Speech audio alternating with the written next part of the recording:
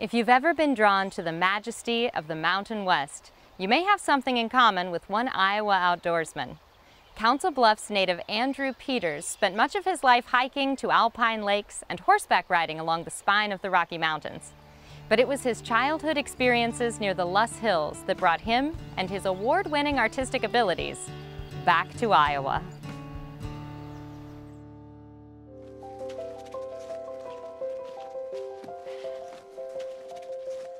I was very attached to this area growing up. I mean, I spent a lot of time in the woods and I loved it.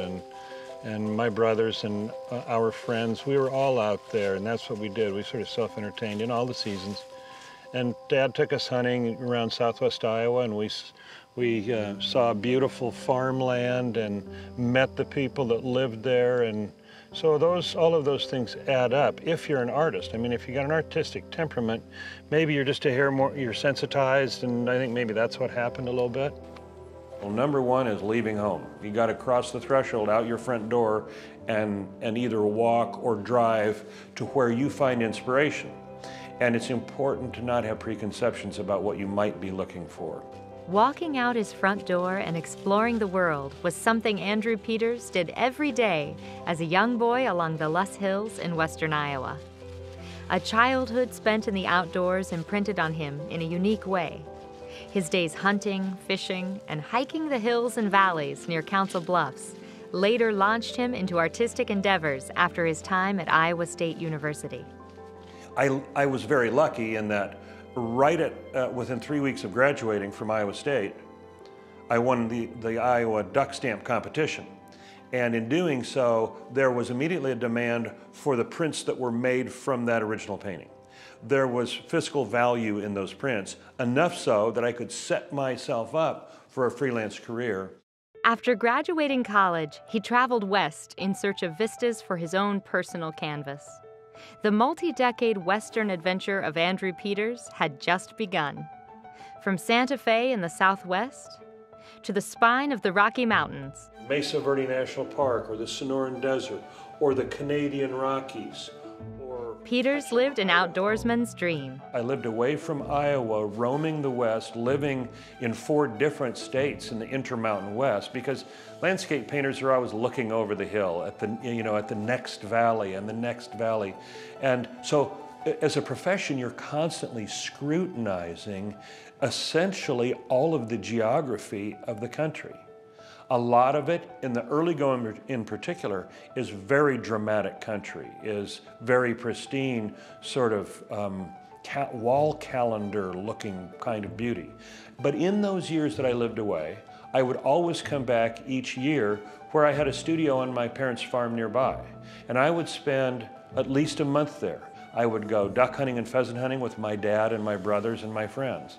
And I would paint throughout this area. And I was seeing this country in a new way. Indeed, I was kind of seeing it for the first time. And all along the way, his color palette and paintbrush in tow, Peters grew as an artist and developed his own style.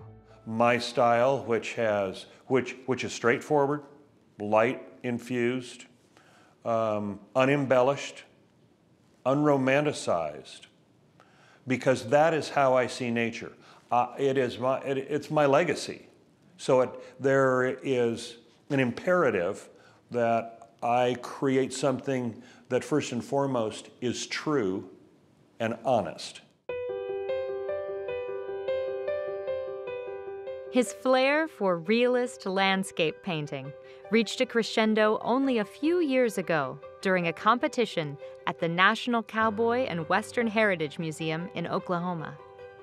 Peters' stunning work from the Lake of Glass in Rocky Mountain National Park won the museum's prestigious Grand Prize, a monumental achievement in the world of landscape painting and a touchstone to the career of a native Iowan. The Lake of Glass is the actual name of an alpine lake at Timberline in Rocky Mountain National Park, somewhere approaching 10,000 feet in elevation.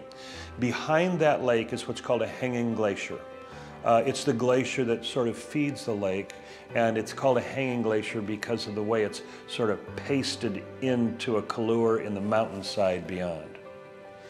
And that is one of of a number of pristine lakes that are absolute ice age symbols today. Obviously, with climate change, their glaciers are shrinking, but they are still extremely dramatic and among the most visited places in the national park system. After decades in the American West, Peters felt the call to return home, back to his roots, back to the Loess Hills of Iowa. He found a plot of land near Council Bluffs where he could be near his hometown with a robust outdoor experience in his backyard. This particular property is a section of Loess Bluff Hills that has a stand of native bur oaks on it. When it's after a rain, the prairie just takes on this really rich color, almost the color of a sugar maple. And that can be seen at many different times of the fall and the winter and the early spring, depending on the atmosphere. And so it really lights up the landscape, and it can still be seen in native patches up and down the river bluffs. His on-site workspace may be the most scenic maintenance shed turned art studio in the entire state. Decades of work across hundreds of vistas hang along the walls.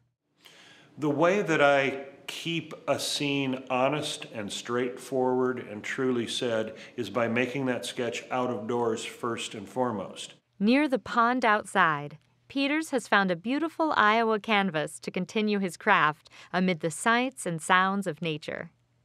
It's where his longtime artistic setup is on full display. He spent decades in the outdoors with an easel on the tailgate of a pickup truck or fixed to the rear of an ATV. But what I like about it is it amplifies the mood. It takes everything in the landscape and turns it upside down and says it again in a new way with a new kind of movement. So whatever mood you're trying to convey, generally speaking, you know, the water is going to help you make that statement. But by working outdoors, you don't have to make anything up. All you have to do is be deeply involved with it and let it sort of inhabit you. Peters' mobile painting studio is where he often makes his first draft before finalizing the piece days later inside his studio. It's a craft he's honed for decades, everywhere from the Rocky Mountains to the Loess Hills, and a passion he's found room to continue back home in Iowa. So it's one of the rewards of moving up, you know, of figuring it out and developing your style, and it's makes a difference.